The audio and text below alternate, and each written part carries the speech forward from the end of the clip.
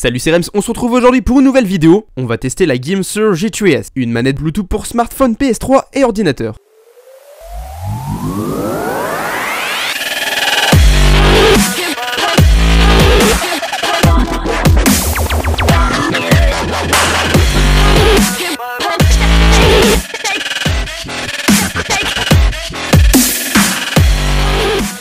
On va donc maintenant passer au test de la Geamster G3S. La manette dispose de 18 heures d'autonomie après 3 heures de recharge complète. Elle embarque le Bluetooth 4.0 et elle est équipée d'un dongle pour la relier à un ordinateur. Elle est compatible à partir de Windows XP jusqu'à Windows 10 ainsi que les systèmes PlayStation 3. Pour ce qui est de la finition de la manette, c'est du full plastique, tout est en plastique, de la manette au joystick. Les boutons sont rétroéclairés pour les touches X, Y, A, B et le bouton central, par contre le reste n'est pas rétroéclairé.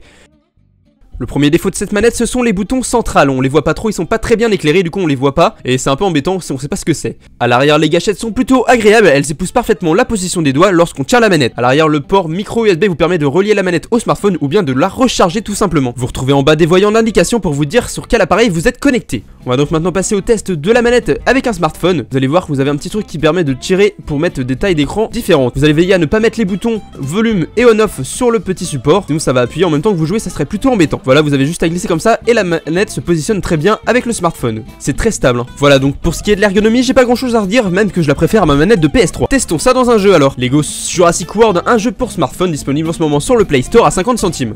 Avec cette manette, on aura beaucoup plus de précision par rapport au tactile. Et un autre avantage aussi d'avoir une manette comme ça, c'est que l'écran, on profite vraiment de l'écran. Il y a vraiment 5 pouces parce qu'on n'a pas les doigts dessus pour jouer. Même que certains jeux retirent automatiquement les boutons virtuels, comme celui-ci. Donc l'intérêt de la manette a beaucoup d'avantages, surtout si vous jouez à FIFA ou à des FPS sur smartphone. Dans les jeux de voiture aussi, c'est pas mal, mais on peut voir que par exemple certains jeux de voiture ne retirent pas les curseurs virtuels, donc c'est dommage, on a une perte d'image sur l'écran. Voilà ce que je pouvais dire de la Geamster G3S, je vous mets les liens dans la description pour l'acheter. Sinon c'est une bonne idée de cadeau pour Noël, une trentaine d'euros elle coûte environ. Voilà, c'est tout pour ce test, on se retrouve très prochainement pour une nouvelle vidéo. N'hésitez pas à partager la vidéo et à vous abonner. Si vous avez des questions aussi, ça se passe dans les commentaires, vous pouvez lâcher un pouce bleu en passant. Allez, salut!